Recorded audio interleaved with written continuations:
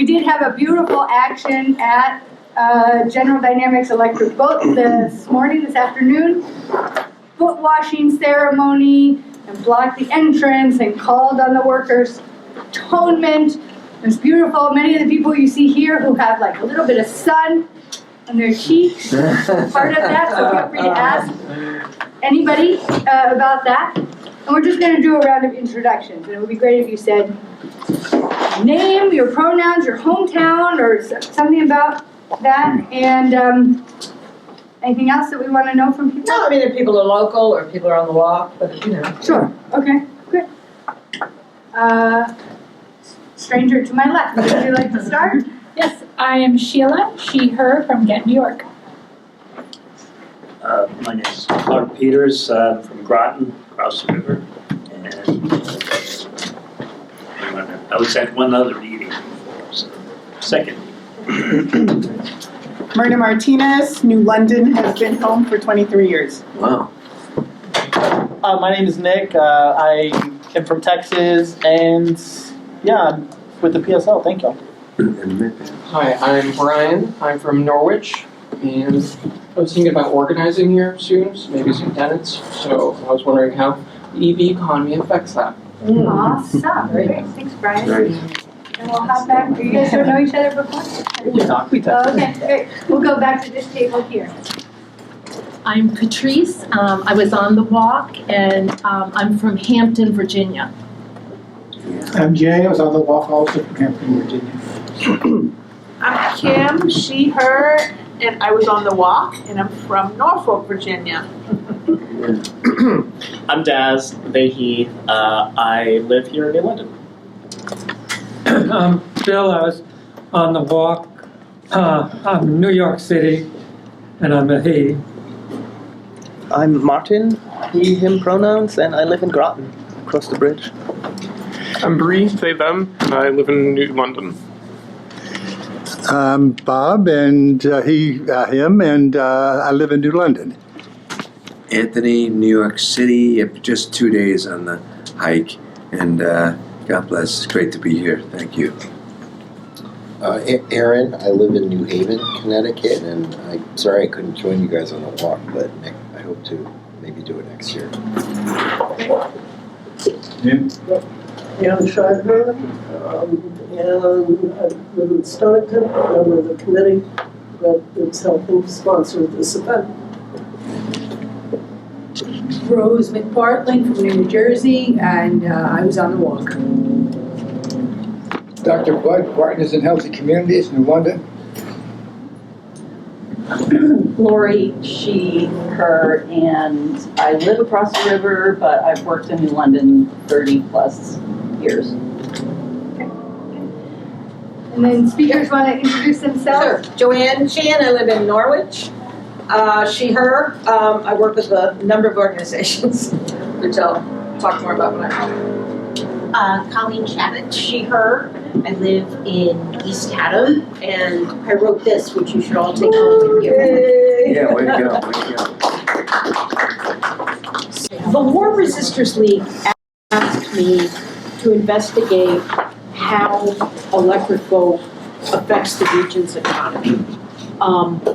So a big job, but so I like to start with simple questions.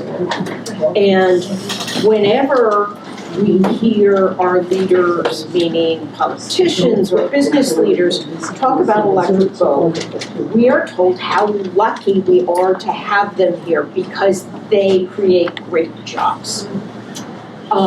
And back when I was a baby reporter, you didn't just write down what people said. You actually went and checked if it were true. No one did that. Politicians say that these are good jobs. It's printed that these are good jobs. The assumption is that these are good jobs. So that's a question that you can answer with math. So I did a lot of math.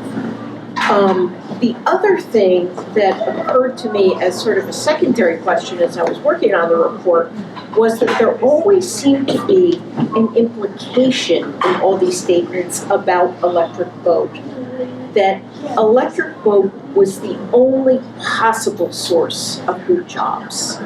that Eastern Connecticut would just be lost if Electric Boat went away, which is actually fairly unlikely for it to do because it's located next to a sub-base and things like that. But there is this assumption that Electric Boat was absolutely essential and worth all the money that we as taxpayers put into it. So let's look at some of that. Now, I'm just going to review the way the economy works in this country for you and me, anyways, not necessarily for Electric Boat. This is how capitalism works. Private individuals or corporations put up their money and take risks. So if I decided I wanted to open Colleen's Bakery, I would have to rent a space. I would have to buy ovens. I would have to get myself a way to pay my mortgage while I wasn't making a wage. I would take a lot of risks, and hopefully that would result in profits for me. Supply and demand determines the prices of goods and services, with competition keeping prices low. I couldn't charge $17 for a chocolate chip cookie, or you would go buy it someplace else, right? Profits can be reinvested to expand and improve the business. Say things are going really well for me, and I decide if I had bigger ovens, I could make more food more quickly and increase my profits. So I could make that investment, which would help the local economy because I buy my oven from somebody. And jobs are created with competitive wages that I need to attract a workforce. So, you know, I would need to pay better than minimum wage to get folks with experience and skill to come and work for me. And if I didn't, they'd go to another bakery. This is just very basic stuff about how the economy works. Not one of these things applies to Electric Boat. Not one. The individual puts up the money and takes the risks. That's not how it works with Electric Boat. One thing that the report really looked into was Connecticut gave Electric Boat $83 million over 5 years. Now, why? I mean, it's part of a larger company that makes multiple billions of dollars in profit every year. Why would Electric Boat need our money? I don't know. Also, it contests local property taxes in every town where it does business. So, New London, Groton, Norwich, in every single town, they have either played hardball negotiating with the tax assessor, or they have taken them to court. And they have got the properties they own in these towns reduced in value by hundreds of millions of dollars. And that's value that you have to make up if you own a home. Or if you are a landlord, you have to make up those taxes so you charge people more rent. It's driving up housing prices, and they're not paying for building the roads or improving the schools or all the other things we talk about doing to make it palatable for Electric Boat to be here.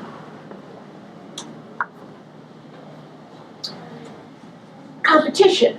I have to worry about the bakery down the street. They don't. There are only 2 companies in the United States that can build nuclear subs. And by law, the Navy has to purchase these subs within the US. And in fact, our government has worked to get EB deals with other countries. They're now making 3 to 5 Virginia-class submarines for Australia. You know, if in my little bakery, the state is not going to do business development for me and go out and get customers, right?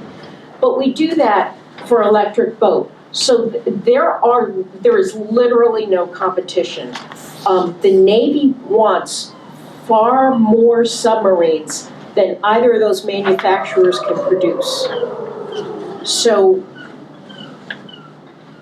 they can always make an incredible profit.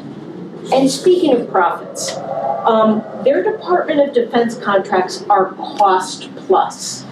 This is not a usual setup for the Pentagon. It's special for submarines.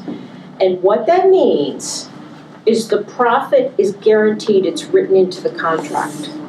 So say, back to my chocolate chip cookies.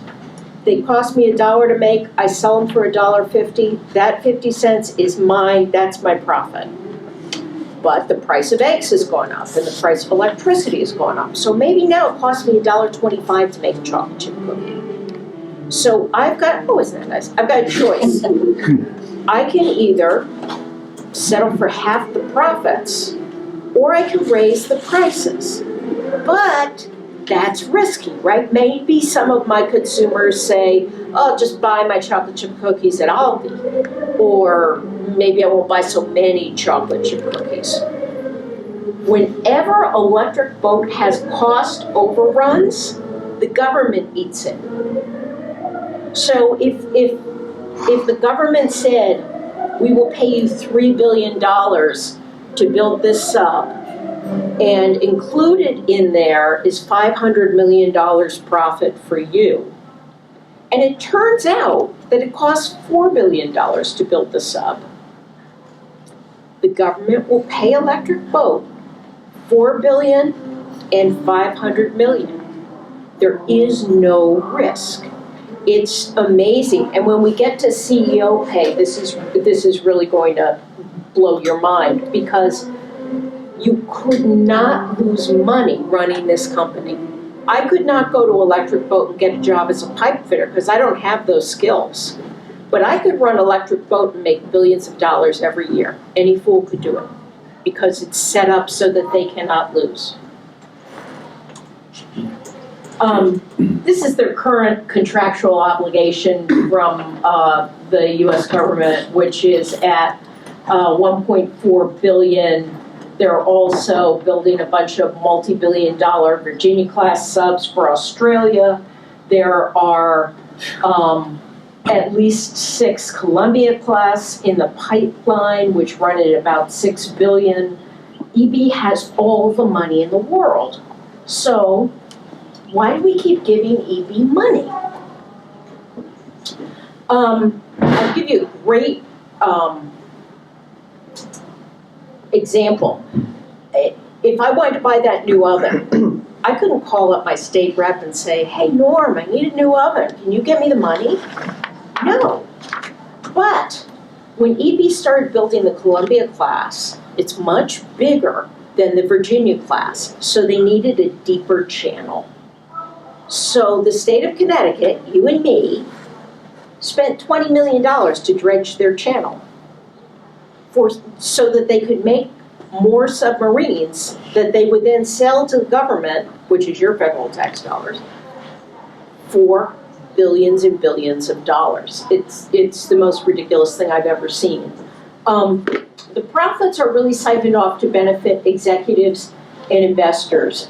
Phoebe, I'm going to mispronounce her name, Novacek.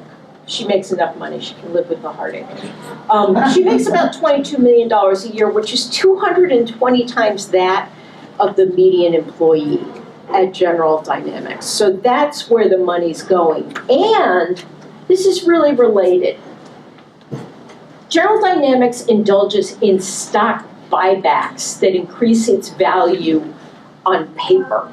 So executives are compensated in a package that includes a whole lot of stock. So every time the stock price goes up, the executive's wealth goes up. And one way that you can artificially make your stock price go up is to buy back shares. GD does this regularly and spends more money buying back shares than it spends on physical investments in its various factories around the country. It's moving around money. That's its primary revenue source. So the good jobs, back to the good jobs. So this should have been really easy. The state gave EB $83 million in exchange for that every year. EB had to file paperwork with the Department of Economic and Community Development, which is funded by our tax dollars, with information on its payroll, on its spending for in-state vendors, real information that would let me dig in a little bit and calculate the average salary in Groton, know a little bit more about how much bang for our buck we were really getting. I asked the Department of Economic and Community Development for that information. They refused to give it to me. I took them to the Freedom of Information Commission, had a very amusing hearing there that Joanne was witness to. It was like me, right? Me. And then there's these partners from Robinson and Cole that work for EB, and there's all these assistant attorney generals, arguing their guts out that I am not entitled to this information. And indeed, I did not get this information. But I did some other FOIA work, and I found out that 319 EB employees are receiving SNAP and or Medicaid. If you have a good job, you don't need food stamps. It's not to say that there aren't engineers at the top of the pile making good money, but not everybody is making good money. And if I'm going to subsidize your company, I don't think I should subsidize it twice by having to give public benefits to workers that you're exploiting. A number earn below the county median income of $37,000 a year. And the workers are pretty quiet. We had trouble getting workers to talk with us, but now the drafters have elected to authorize a strike. And here's what they have to say. Wow. Welcome to Groton, Connecticut, the submarine capital of the world. When the U.S. Navy needs submarines, they come to us. As Marine drafters at General Dynamics Electric Boat, We design our military's most strategic assets. Columbia and Virginia-class submarines. Our hard work guarantees decades of record profits for General Dynamics. Our CEO salaries are booming. So why do we feel like we're sinking? Our town has been building ships for over 125 years. But living here is getting more and more unaffordable. They divided us with tears. They take away pension for our new workers, all while enjoying record profits thanks to government contracts. But we're done putting up with corporate greed. Now is our time. We're leading the fight to win back pensions by raising our wages to where they need to be, from cost of living adjustments to profit sharing. We're going to fight for what we deserve. We are electric boat. We are the union. And we are standing up as united auto workers. Woohoo! Right on. So I apologize if folks couldn't hear all of that. I'm just going to review a little bit about what their complaints are. They used to have set pensions. New employees no longer have that. They have 401ks, so they didn't do very well in the past few weeks. And Electric Boat is talking about raising their contribution to their health insurance by more than 100%. And again, the parent company made $3.8 billion in profit last year. This is not some necessary adjustment from a company that's, seeing increased costs. And even if it did see increased costs, the Pentagon would just pay them. Which actually made me spend a lot of time thinking about why they're not more generous with the workers here, where they have the fixed cost contracts. And I think that maybe because General Dynamics doesn't just make subs, it makes all sorts of war machinery all over the country. And if welders in Connecticut were doing much, much better than welders in Ohio, that might create a labor problem for them. So I don't have proof of this, but I think they're keeping wages down so that they don't have to pay more around the country.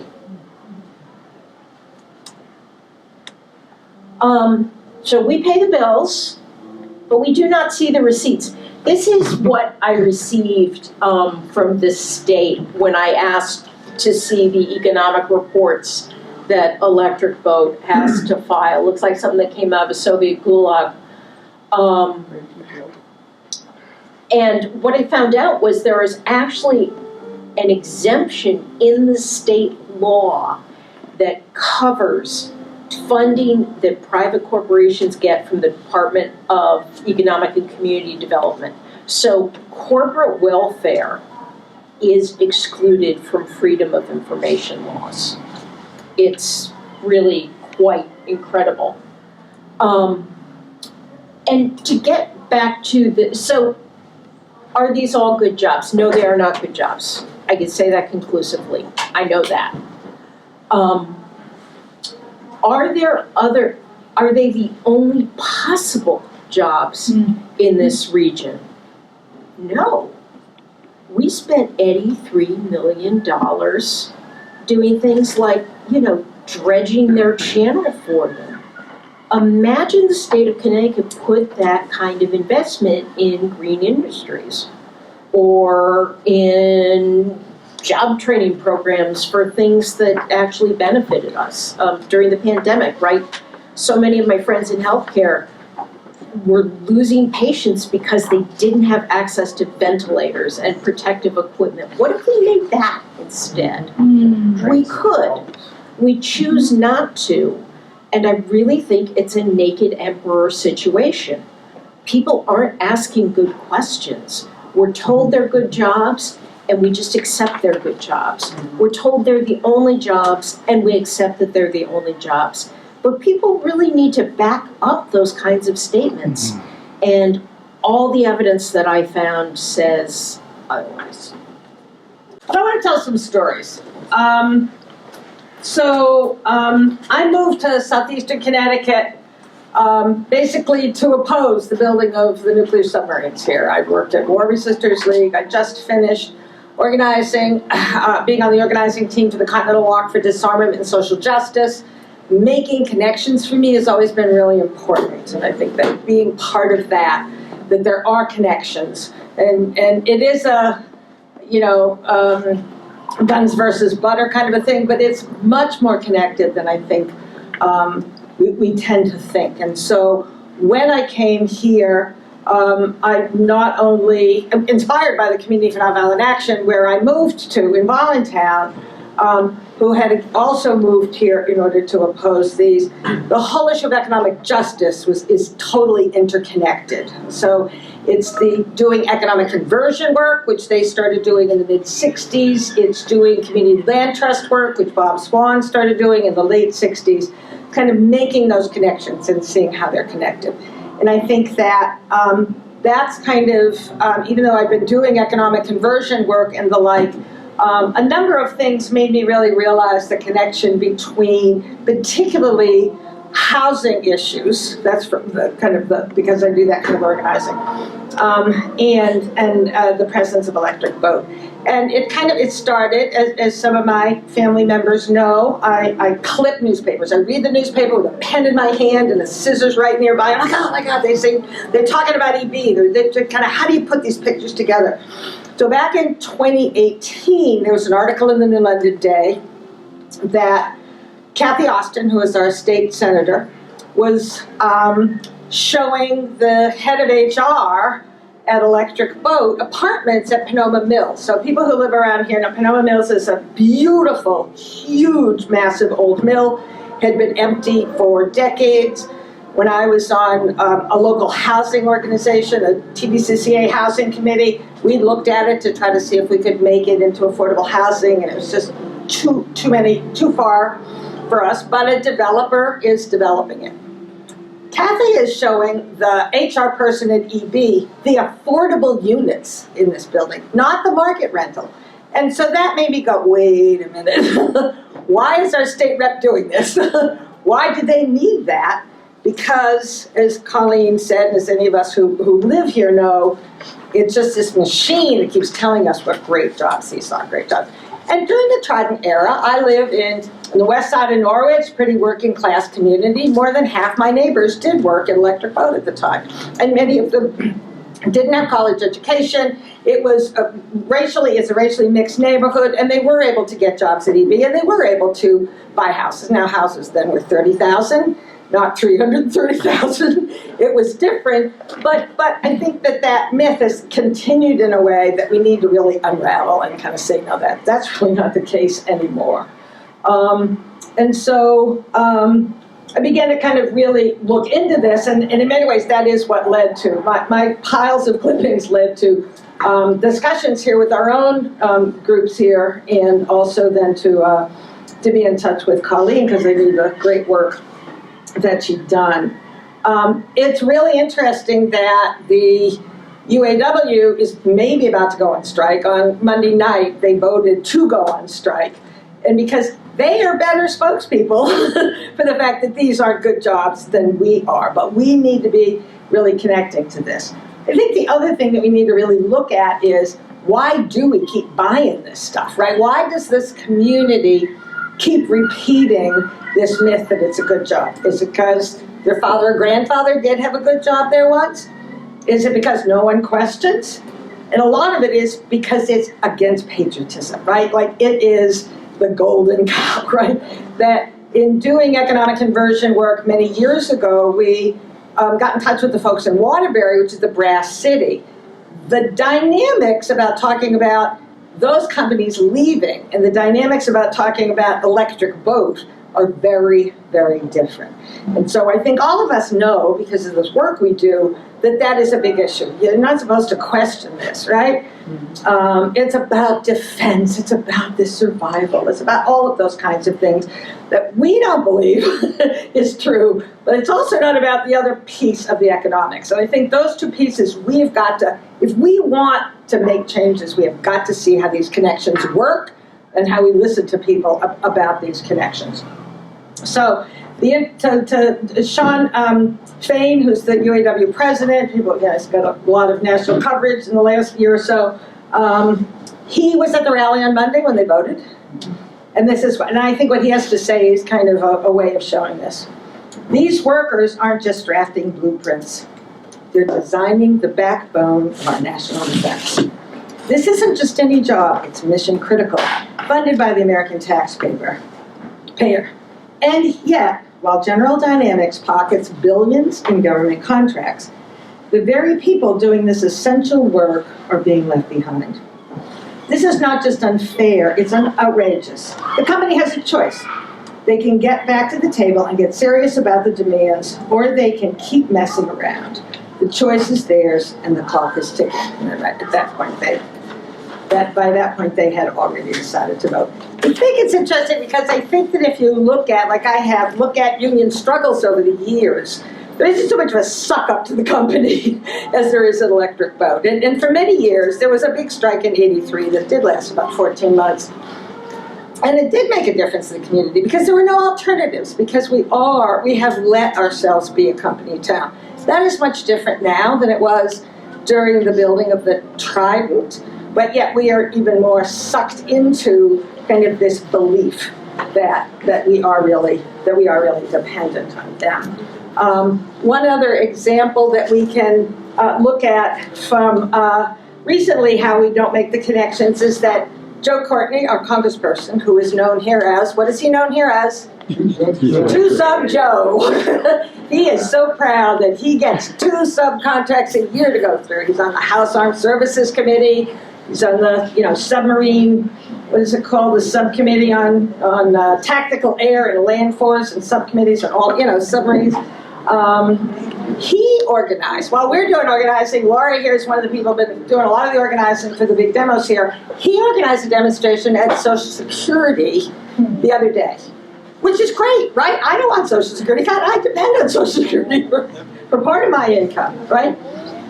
But it's right next to the IRS. It's on April 15th. Half your tax dollars are going to the military while you're arguing about kind of Social Security and not ever making these connections. And he is not going to make those connections. And nobody at the demonstration would dare have a sign that would make those connections. But yet by not making those connections, we're not speaking the truth, right? We're not speaking the truth to power. We're not letting the powerful, we are letting the powerful just kind of keep this going. So why do we do it, and why? And I think as somebody who lives here, also doesn't pay my taxes, I have to say, because of this. But as somebody who lives here, it's been kind of a, you get here and you just begin to kind of really understand what does it mean to live in such a militarized community. What does it mean to have such a big corporation here? Well, in a lot of communities where there's a big corporation, the corporation is kind of the big daddy, right? It like gives money and there's all sorts of things happening that would have their name on it. Electric Boat does none of that. They do not give to the community in any way. They don't do corporate funding. They don't give to the Guard. If you go to see a movie at the Guard, there's like 20 different companies, usually little car companies or local insurance companies, that give to these organizations. They don't give anything. You talk locally, people might say, oh, but what about the black engineers? They give money to the nonprofits, they give money to the schools. So the black engineers are employees. They're not the company. They're not using company money. They're using their own money because they understand that this community, which is a minority-majority community, I hate that phrase, but that more people, the large number of people of color in the community are suffering because it's not trickling down. This is not, this is not happening. So somebody said to me the other day, as we were talking about this, they said, they don't give at all. Sometimes you get an old computer. Rick has one that doesn't work very well. But they don't even give to the Little League. Shouldn't they at least give to the Little League? And I thought, no. Do you want electric boat? Do you want a submarine on your kid's shirt? And so rather than not giving to us, we give to them. Here's my example. I don't know how many people have this. We named a minor league team the Connecticut Defenders. That's the culture of this community. And the baseball bat, which I love baseball, is a submarine. So I don't want this on the kids' t-shirts, right? So I'm not saying, let's just make them a good neighbor. We're not a good neighbor. We don't believe in their products. We don't want their products. But we have to look at the kind of brainwashing that is taking place to be able to accept what they make. Because people here don't really like what they make. I'm really convinced. Of that I'm convinced because half my neighbors worked at Electric Boat. One of the man's wives said to me, they don't want to look at this because it's like peeling an onion. The outer layer makes you cry a little bit. And then you get deeper and deeper. And you don't want to get to that point where you're just in tears. So you don't look at what you do. And they don't allow you to look at it because everyone who works there that I have ever met only knows this part of the job. This is the job. I had a conversation with a woman who's probably going on strike this week and is very supportive of the strike. 8 years ago, we were talking about Trump getting in, and I said, it's really, really frightening to think of a person with their finger on the button who doesn't know what the nuclear triad is. She makes submarines at EB, and she said to me, what's the nuclear triad? She does not understand the bigger picture that you're a part of it. You're the sea-based part of it, right? So that kind of keeping us all in the dark, keeping us in that kind of darkness there, of not giving us that information, telling people who are electricians at ED, this is what you do, you wire the missile tube. This neighbor, whose wife was talking about the onion, wired the missile tubes, right? That's kind of what he could do over and over and over again. Can't wire a house, but he could wire the missile tubes. In doing a little bit more updated research on this for tonight, Colleen and I are always sharing this. Like, oh, did you see that? One of the things that I happened upon was that Connecticut State has an Office of Military Affairs. And they've got this 6-page press release, basically, that kind of talked about, that just talked about all the great things happening with the beginning of the Columbia class. And how, I love the phrases that they use, but, well, actually, it's the Connecticut mayor writer who kind of gave the little sections, all hands on deck. The war for talent. That it's all done in these kind of militarized kinds of ways. I think maybe another sports story, and then I want to get into really having more discussion, because I think it is about the culture. Oh, the one place that I have found, I'm gonna ask if anybody here, is there one place you can think of where you do hear about EB jobs within a kind of what looks like it might be good for the community? Anybody here a Connecticut Sun fan, the basketball, women's basketball? They have, yep. So last year, Submarines.com. build submarines, that's right. So the big thing is go to women's basketball, which is very popular now, and they support STEM programs for girls. Now, of course, the administration right now is pulling STEM programs from girls because it's DEI. You gotta remember, don't want those girls knowing too much. But that is the one thing that Electric Boat supports in this community in any kind of a way. And what is a STEM program? It's a pipeline to work at Electric Boat. It's not about, hey, maybe you could get a good job somewhere. And they have already begun to premiere, like last year, there was a kid who graduated from one of the local high schools, and Evie was there giving her a job at graduation. And like that kind of, they're not subtle. They're not subtle at all.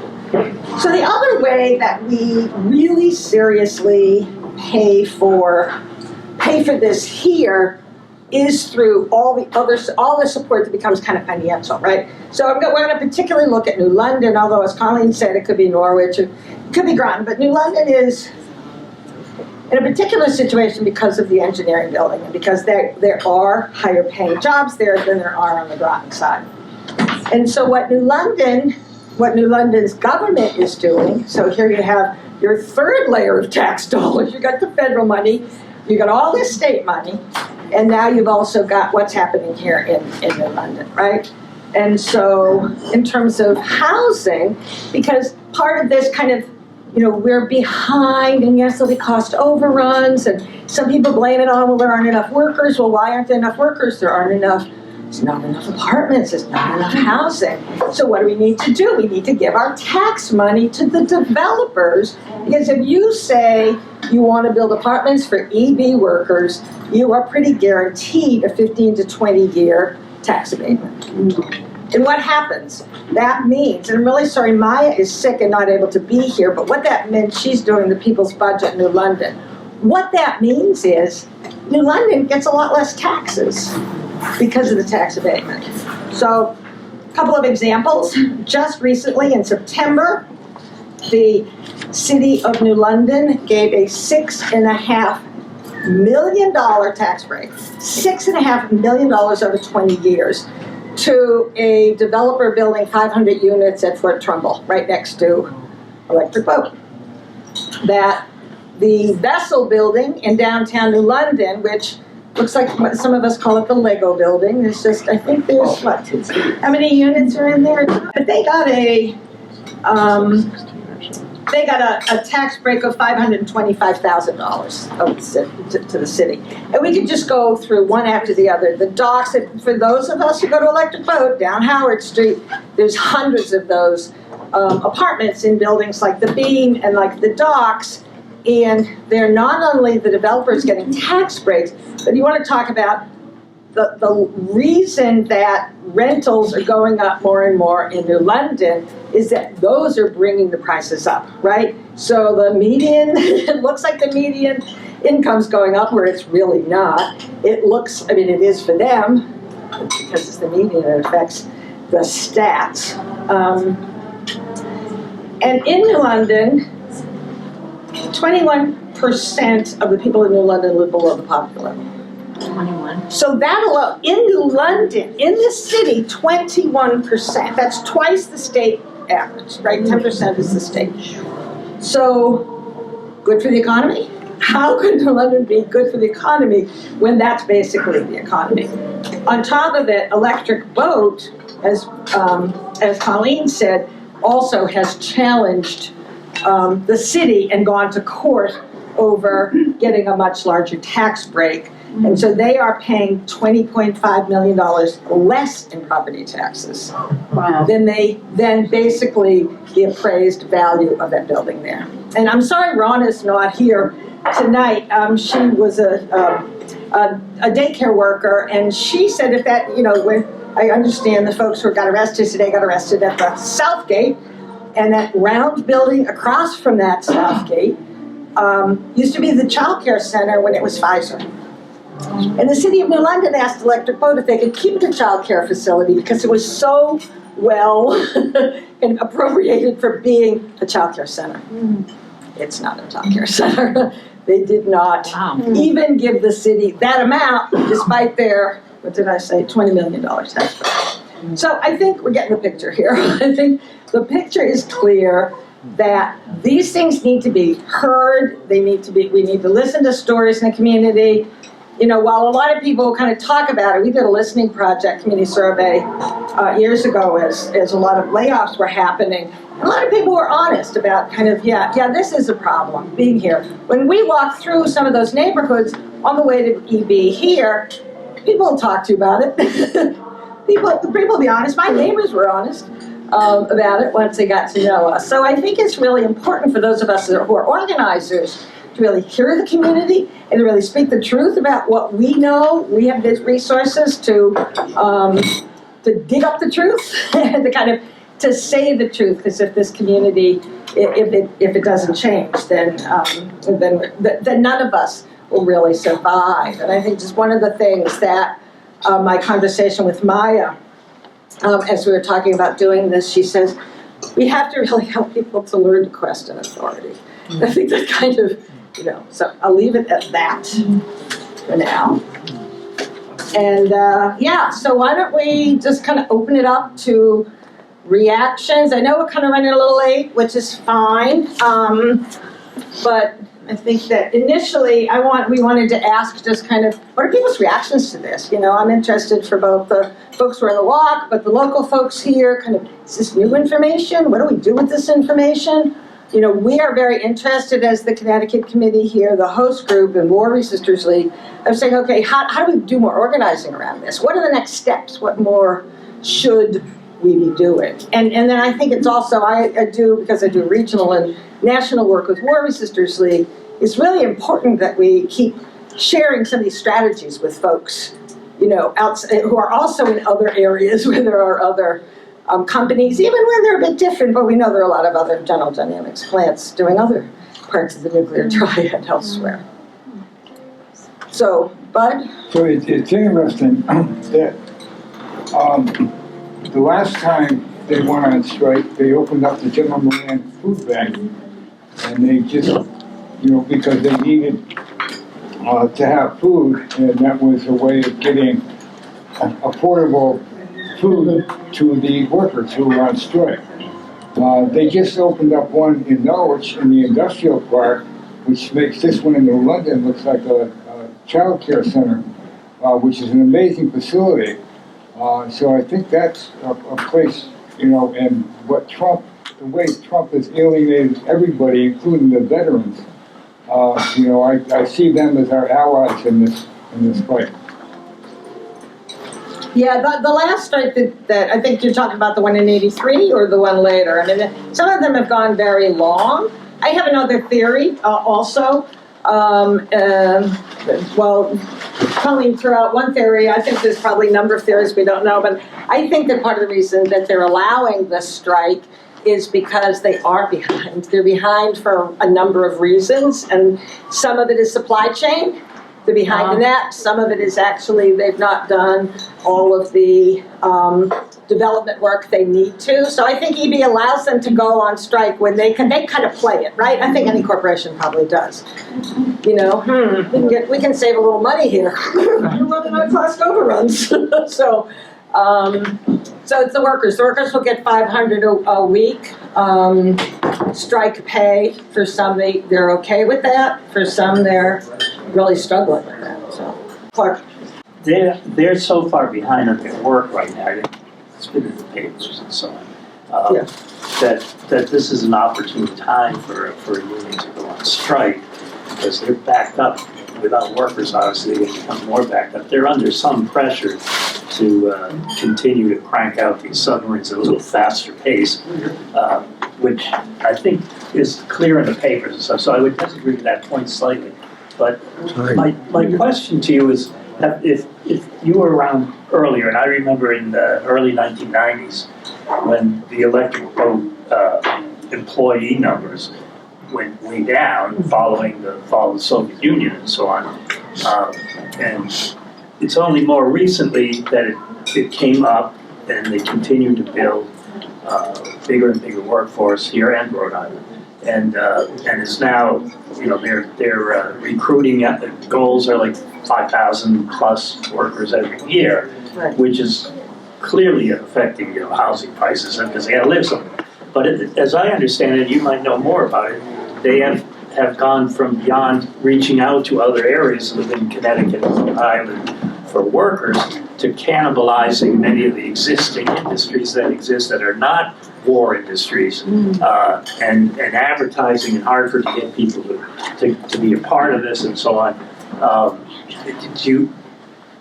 It makes the conversion issue a little bit harder for this stuff, but I think it also drives home the fact that they need workers as much as workers need a job at Electric Boat. The jobs, and I agree with you, I've talked to enough people that know that the starting pay at Electric Boat isn't anything to scream home about. If you're a skilled worker, it's a different story, but you can get jobs as a skilled worker elsewhere for decent pay too. It's the nature of the economy, but it would seem to me that this is an issue that really requires, similar to the earlier period of time when they were reducing their employment because the demand for submarines wasn't there, that it's more of a national issue that has to link up with local stuff. Would you agree? And do you recall those days when because that was when was possible? we had the Community Coalition for Economic Conversion. I mean, one of the things is the war industry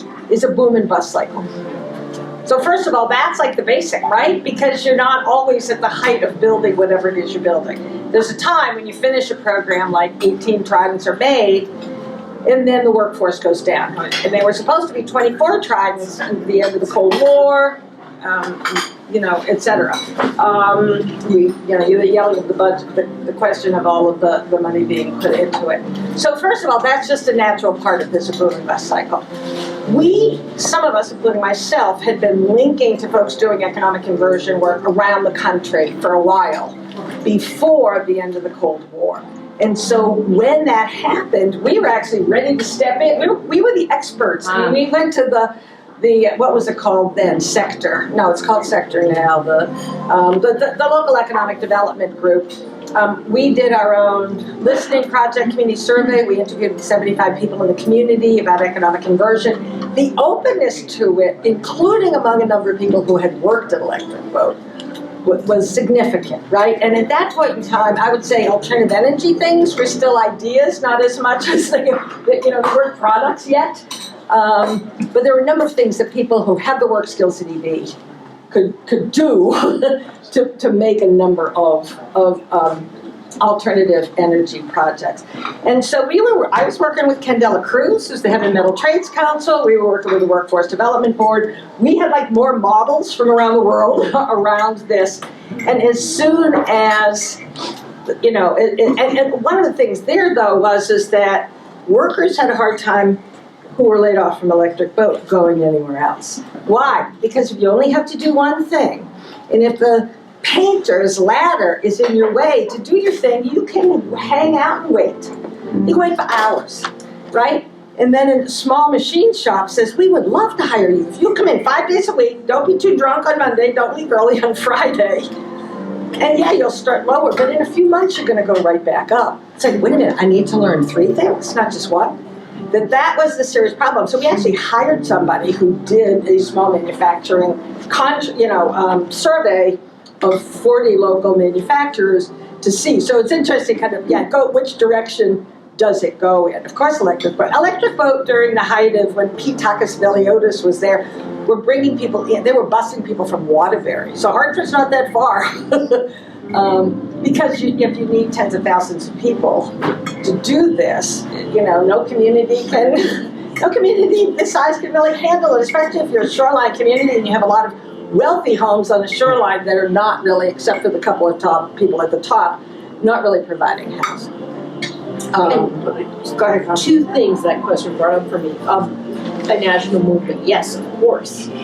But they very cleverly, all weapons makers, spread the work around, right? There are defense contracts in every state in the union. So getting any single member of Congress to stand up and say, wait, do we need this? Isn't there a better way? Takes a whole lot of courage. The other thing that I found really disturbing was Joe Courtney talked a lot about needing to get kids in middle school. And it's not enough to get kids in this area. You need to go out to New Haven, you need to go to Bridgeport, like, you know, he didn't mention Guilford or Darien, but you need to go to New Haven, you need to go to Bridgeport and get them into these STEM programs and hire them right out of high school. Which, great, you should be able to get a good job after high school, but that's also limiting people's long-term options. And I think that that is part of the strategy. My only job ever has been at EB. I have been educated to go work at EB. The Connecticut Workforce Development Board works with Electric Boat on the specific skills that kids need to work there. So it's not necessarily, you know, like, okay, you're going to be a plumber. You can do this, you can do that, you can work on all these various applications. It's more training than education, really setting them up for one job. The other thing about education, which is not part of the 83 million necessarily, yes, is that when the track was being built, people would get a job at EB and they'd get trained at EB. Now they get trained in state facilities. So it's high school, but it's all the community colleges around. Quinnipiac, here, Three Rivers, the community colleges get state money to have classes that basically train people to work at Electric Boat, as opposed to people going to Electric Boat and then learning. So it's just layer after layer of us being sucked into, we're training people to just work at EB, really. I did think on a reverse of kind of the stealing, and I think they all do steal from one another. We have not been able to get figures of people of color who work at Electric Boat. We've tried, and both of us have tried in many different ways. But I did see an ad in the paper, the Sunday Day, a couple of years ago, when I was kind of getting out that EB wasn't, this new engineering building wasn't maybe the best place to work, of a woman who looked light brown skinned woman, and they were advertising work at Los Alamos. It's the kind of community that really welcomes you. So they were trying to steal from EB. They were trying to take some of the top of the engineering folks and pleading to a more diversified group of folks to leave here, nicer, more houses, whatever. So yeah, I think it is part of the game. Is there a call to action? By our group, you mean? Yeah. Well, I think that's what we're trying to do. We're trying to see, we're beginning to kind of look at, what do people want to do? It's not just, I think, this small group of us, but what would that call to action be? And I think some of the discussions, and particularly with Maya and I talking about it, there's the people's budget, there are the people who are looking at that end. Like, how do we begin to get the information out and change the culture to be able to get people to question? Because as long as everybody says, and I feel like I went to college in Kentucky, and I worked a bunch in Appalachia, I feel like I'm in a coal mining company town. You know, really, I feel like we hate them, but we can't really talk about that because it's the only show in town, kind of thing. So, but we have to break that because it's not the only show in town. We're not in the mountains of Appalachia where there was only one thing. And we do need to be able to question. So I think that's kind of the next step that we want to talk about here is what do people see as the call to action? And I'm also interested, I know there's a lot of y'all from Virginia, how do you see, where do you see comparisons and differences? What's the community there in terms of, are there ways that people can kind of get untied to this military-industrial complex? I'm from Los Angeles. I'm not from We'll let you stay. Go Lakers. Outrageous. So maybe this might be a different perspective to look at this from, so just humor me for a moment. When we got arrested, I was engaged all the cops in different levels of communication, see where they're at, what's going on for them in their lives and everything. And the guy who let us out, the young guy who processed us, very kind young man, asked him a few questions, found out his family was from Lebanon, and that they were Christians, and asked him if he was practicing. And he said, "Well, I've been so busy with this job," and then he also confessed to me that he used to like to make film. He used to like to do film, but that has left because he's so busy surviving, doing this job, and they're like taking so much of his time. And I thought, here's a young person, and they're being forced economically into this one thing, as you were describing. They're all being pushed towards this one thing.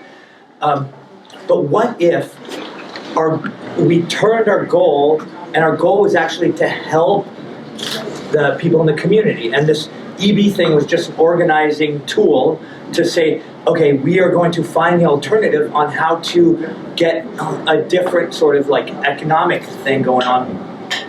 If you look at, I don't know if you guys have ever heard of Greg Boyle. He's a priest in LA. He did he's doing Homeboy Industries to layer after layer after layer of success. And then you see these young ex-gangbangers like getting jobs and stuff. And then you're realizing he's actually helping develop their characters and giving them a stable footing and doing a job training program. And then he's actually stabilizing all of these potential families, because they're all going to get married and they're all going to have kids. But it's through this organization of caring for these young people. And if that becomes the focus, transformation happens. Right. Yes, I totally agree. And we have tried to do some of that in the past in particular. The Community Coalition for Economic Conversion, our perspective was we are not here to try to convert electorate vote. They have a headset that's impossible to change. So we were doing a lot of education around community economic development and around kind of really doing a lot of those same kind of things. I also do a lot of work around constructive program and what are the alternatives, and et cetera.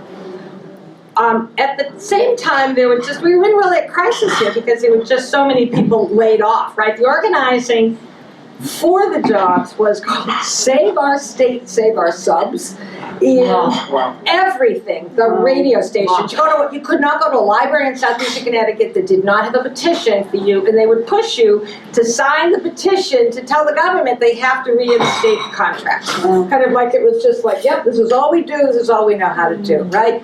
And so we were really trying to do that organizing. And while people all thought it was a great idea, people were not really stepping up, right? And so then the New London Day did a forum, the editorial board did a forum of bringing a dozen people together who were looking at jobs issues in the community in a number of different ways.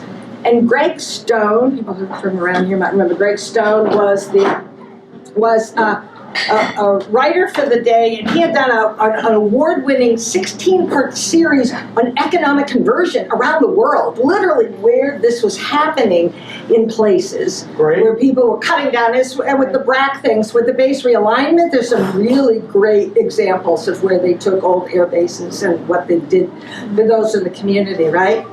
And so Greg was kind of moving this together, and he got a facilitator who was a Norwegian woman who had done community development work in Africa and now was working in Washington, and she was facilitating it. And as the group, and most of them were businessmen, I was one of the few women there, and I was certainly the only organizer there, but people started complaining that we couldn't really get a response from people. People weren't getting engaged in some of this in the community. And she says, you know, a community that is so dependent on military contracts is a reflection of what the military is. The guy at the top knows the answer. Don't rock the boat. Don't organize. You know, kind of just keep quiet and go along with the way it is. And that is, and then she said, some of us would call that a feminist analysis. I almost fell off my chair because if I had said that, they would have laughed me out of the room. It's like, oh, a woman with an accent. Like, oh, that's interesting. but she's so right. Like, it was kind of like, of course, people here don't organize, but they don't organize about anything. I mean, they had tenants unions never lasted here. Tenants organizing would last for maybe a year, and then you couldn't get that. That's not true now. 20 years later, the culture has changed. We have Fresh New London. We have the Fiddleheads Food Co-op. We have the Community Land Trust. We have things that never would have existed when we were, I think, before the kind of maybe the break in that time between Trident and Columbia. But I do think that headset is still there, and so that's one of the things that we would like to see more doing. But again, the community has to get engaged. In Hampton Roads, it's such a huge military community, and the Newport News shipyard is there. But it doesn't quite use the model they use here because they have to train their own people because there's so many contractors there that poach their people off of them. But they have their own apprenticeship programs that they run, putting kids through college to be engineers in the shipyard. And they run them themselves because they have to. There's not enough people there to do it without their own impetus to get people in there. Yeah, a bit different. Yeah. I also too that certainly for the submarines, when Admiral Rickover was in charge, his philosophy was everything had to be built in-house. They made their own buckets. I mean, they made everything, not just the submarines, but other parts and pieces. And so when there was this downturn after the end of the Cold War, we ended up working with some of the people who had been working electric boat, done some of that research, and a bucket that you could get at the local hardware store was $15, and it cost $499 for them to make it. That's kind of like, is that the expensive toilet thing? Is that why they are, that whole expense in the airlines? But so I think to some degree, that kind of created another certain kind of a way of working. That is not the case anymore, but there's not a lot of subcontractors in Connecticut who actually make parts or provide parts for electric boat. Well, I tried to get the list, but I was told that I was a national security risk, so. You and China, that was what they said at the FOIA hearing. No, we can't say that, but you could go to Joe Courtney's website and find it, so. Well, he's not national security. No, Joe's not, or his website isn't. Other thoughts, questions? I'm interested in kind of what people want to think about for next steps, too. Go ahead, yep. Okay, what are people thinking about for next steps? I appreciate the question. I hear the question as popcorning, we're thinking about next steps. I've been inspired by things that I've heard about knowing each other's neighbors. And I had success just getting to know my neighbors as a result of the pandemic in a different way. And it's not easy to knock on people's doors anymore because people are you selling me something? I can't give you time. But to my thought, to hear people's stories on the porches, and you ask people more about their life, and putting the connections together, you have then the stories about, as you talk about, I was hearing that you have somebody that you know who's a friend, who worked there, who retired, who has a really powerful critique and witness. And that's your that's your Robert Aldrich. That's your person who, I'm recalling somebody who in the late 60s decided in 1970, I'm going to leave my defense contractor job, had a big family, and then the movement sort of became a safety net. And anyway, so how do we provide the safety net? I'm coming to read the day's history and archives. There was a great effort as well around, you talked about Veliitis, for instance, and that when there was sometimes would be ballooning to 20,000 and then shrinking down all of a sudden. And then in the training, there were a lot of job questions and the instability.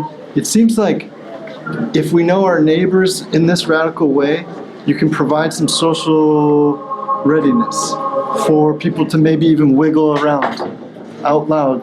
If you can provide that little bit of wiggleness, that we are a community that begins some process of community dreaming.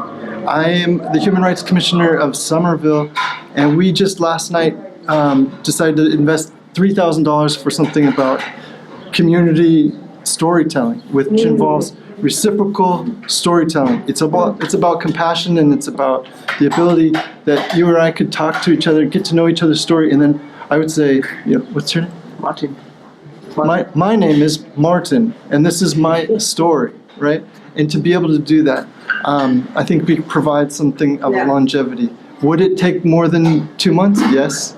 Would it take 6 months, though? Yes. I think you could do something where you have it targeted, and you could measure what your goals would be in terms of the socials that would come together, and the strength of those relationships would improve. You could track that. I would say that's very true from the Listening Project Committee survey that we did in the 90s. We interviewed 75 people, which meant getting trained by Rural Southern Voice for Peace. We did a weekend training. 20 of us became interviewers. We used no technology, so one of us interviewed, the other one hand wrote. And the reason we didn't then is that people were too suspicious of being recorded. Yeah. And we wrote people into 7 categories. So we were interviewing politicians. Some politicians, the mayors and some politicians said they would be interviewed. We interviewed EB workers, we interviewed social workers, we interviewed teachers, so we interviewed people in different categories. And those interviews were a minimum of 45 minutes. They weren't surveys, they were really listening. And I'll tell my favorite one was with the barber in Mystic. So one of the people who was in our group, and our group was really an interesting kind of group of folks. Some people who were just weren't even interested necessarily in doing the economic conversion work, but thought the power of listening to someone for 45 minutes was worth their being trained and going and doing that, right?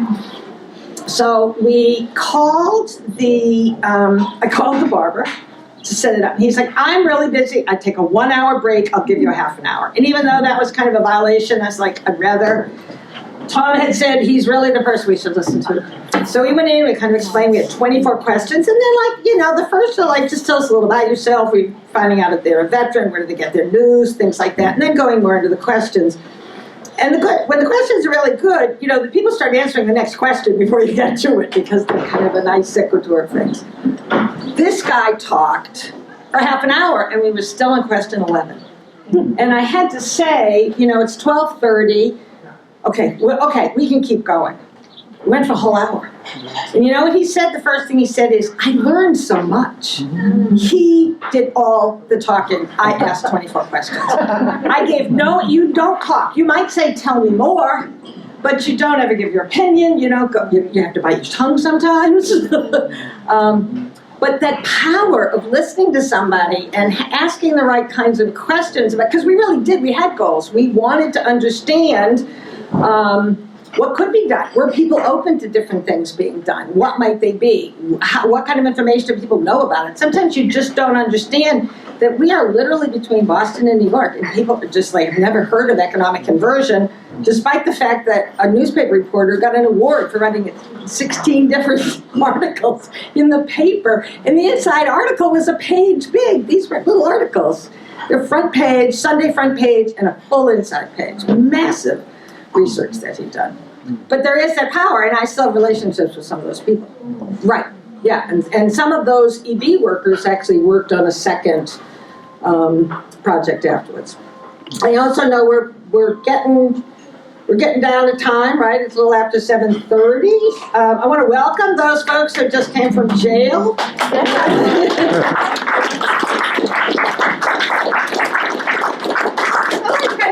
I think you got to talk to the cops, and I've heard a number of stories about it. Yeah. You want to hear anything from those folks about that experience? Sure. We got charged with disorderly conduct for blocking one of the gates, and I'm just thinking if orderly conduct means the construction of machines that can kill and vaporize and burn to death and irradiate millions of people.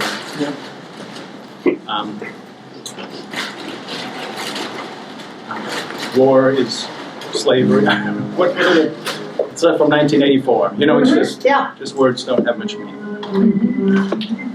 It was interesting. The police chief, who was lovely, I don't know his name. His name is Chief Brian Wright. He was very nice. he came up and stood with us and said, "It's time for you to leave.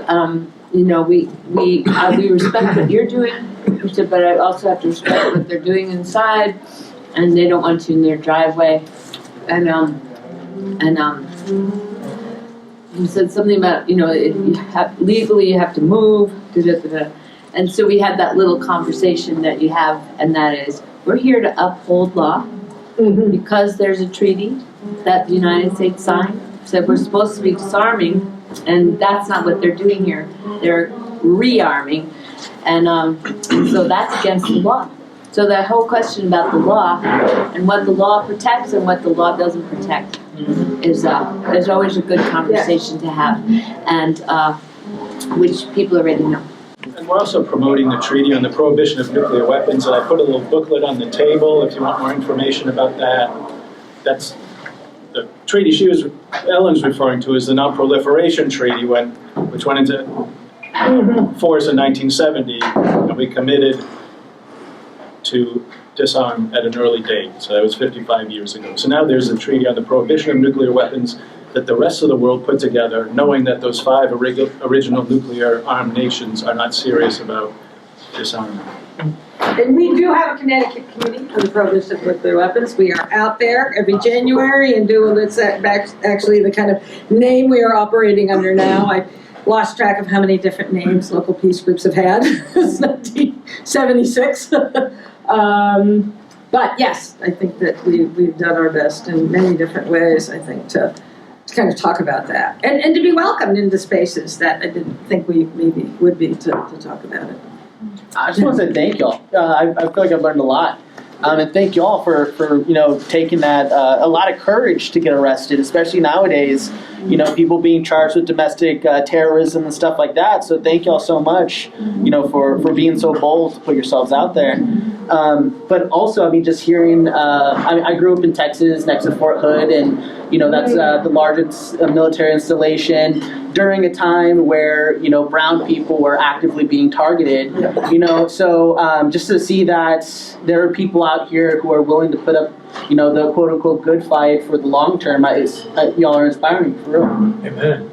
Well, and this is great that there are folks here who haven't been here before. There are folks here who were here when we were out in January and came back. So I think that doing events like this kind of begins to build enough of a core for us to be able to kind of feel like we can do some of this kind of organizing. And I think really working with the people's budget, because Maya wasn't able to be here today, is really important, because they are looking at how come we are such a poor city, how come we're getting, everything is, police,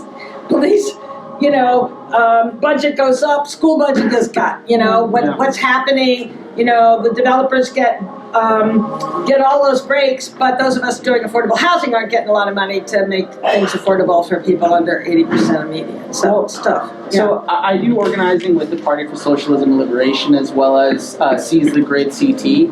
And just to hear that the state government is willing to give, tens of millions of dollars to subsidize, this company, while, us here in Connecticut, our electrical bills are going up. What is it? We pay, on average, 20% more while using 30% less than the national average. It's just like what they care about it's not surprising at all, but it's not us. Yeah, exactly. It's not. If the people were in control of this, we wouldn't be, creating nuclear arms. We wouldn't, allow this war machine to continue. We'd be, giving that power back to the workers. Yeah. Good ending here.